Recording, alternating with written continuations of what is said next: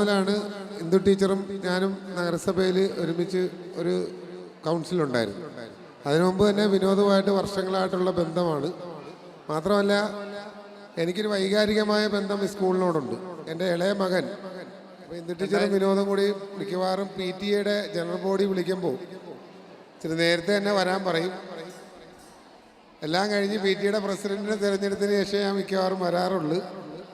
ഏതായാലും ഈ വാർഷികം ഏറ്റവും മനോഹരമായ രീതിയിൽ എല്ലാ വർഷവും ഉത്തരം നല്ല രീതിയിൽ ഭംഗിയായി ആലപ്പുഴയിലെ ഏറ്റവും മികച്ച സ്കൂളുകളിലൊന്നായി മാറിക്കഴിഞ്ഞു എന്നുള്ള കാര്യത്തിൽ യാതൊരു സംശയവുമില്ല.